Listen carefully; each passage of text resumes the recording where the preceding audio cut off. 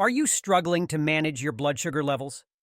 In this video, we will explore the best low glycemic index foods for diabetic diet. Foods that have low glycemic index.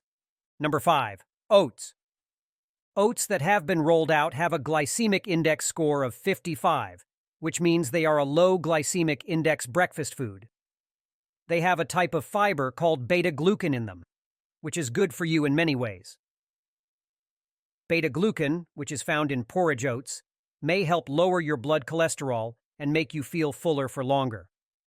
If you like cereal, picking a brand with rolled or steel-cut oats may be better for you. But glycemic index scores are different. It is easy to make oats at home. You only need to put oats and milk in a pan and stir them while they heat up. When the oats have soaked up all the milk and the mixture has become thick, your porridge is done. Number 4. Soy milk. Soy milk with less fat has a glycemic index score between 17 and 44, while full-fat soy milk can get as high as 44. One way to enjoy milk is to have a glass with dinner, or you can blend it with low glycemic index veggies like apples, bananas, grapes, or mangoes to make a smoothie. Because they have a lot of fructose and fiber, most veggies have low glycemic index scores. Keep in mind, though, that some fruits, like pineapples and melons, and some dried fruits, like dates, figs, and cranberries, tend to have medium to high glycemic index scores. Number 3. Chickpeas.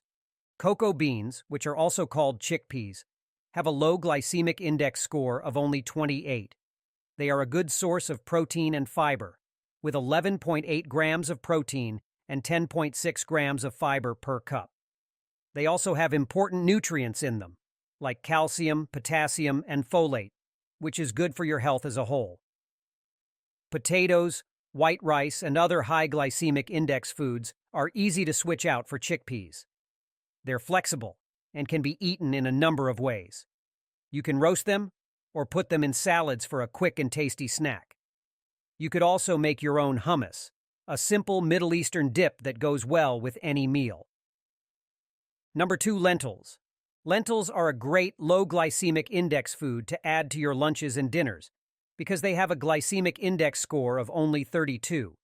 There are 17.86 grams of protein and 15.6 grams of fiber in each cup, which gives your body the fuel it needs to stay full and energetic. Also, lentils have a lot of important minerals in them, like calcium and potassium, which is good for your health. Lentils are good for you, and dal, an Indian food, does them taste great. It's easy to make at home and vegan-friendly, making it a comfortable meal that works for a wide range of diets. If you want to eat more protein, add lentils to soups or salads.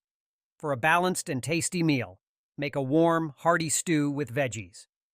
Here is a simple dal recipe to help you learn how to cook. Number 1. Beans. Kidney beans are a low glycemic index food that can be easily added to many different meals because they only score 24 on the GI scale. Plus, they have 11 grams of fiber and 13.36 grams of protein per cup, which will help you feel full for longer. On top of that, kidney beans are very low in fat and high in potassium, which is good for your heart. These beans are full of nutrients and taste great when added to chili, whether it's made with meat or vegetables. You can add them to salads, soups, or rice meals to make them more filling and high in protein. Check out a simple veggie chili recipe for a tasty and cozy meal, and enjoy the healthy taste of kidney beans in your next meal. Factors that affect the glycemic index of a food. Number 6. Impact of sugar types on glycemic index values. This number is based on the type of sugar in a food. The glycemic index of fructose is only 23, while the glycemic index of maltose can go as high as 105. And because of this, the type of sugar in a food can affect its total glycemic index value. Different sugars will have different effects on blood sugar. Number 5. Starch structure. There are 2 molecules that make up starch, amylose and amylopectin. The glycemic index of amylose is lower because it is harder to digest, while the glycemic index of amylopectin is higher because it is easier to digest. Most of the time, foods with more amylose will have a lower glycemic index. Number 4, carb refinement. When you grind or roll carbohydrates, they break up into smaller pieces that are easier to digest. The glycemic index score goes up because of this. Most of the time, the higher the glycemic index, the more prepared the food is. Number 3, nutrient composition. The glycemic reaction is slowed down by meals that are high in protein or fat. Adding these macronutrients to a meal can help lower the glycemic index and make it take longer for the body to absorb sugar. Number 2, cooking method. The way a food is prepared and cooked has a big effect on its glycemic index. Because carbs are broken down more quickly during longer cooking times, the glycemic index tends to go up. Number 1, ripeness.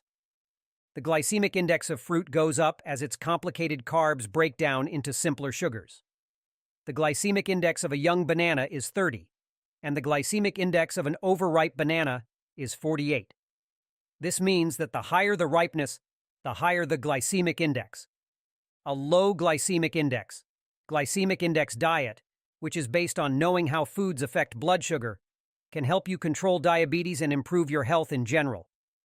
You can keep your blood sugar level steady while eating a healthy diet by choosing low glycemic index foods like oats, milk, and kidney beans. Feel free to subscribe, share,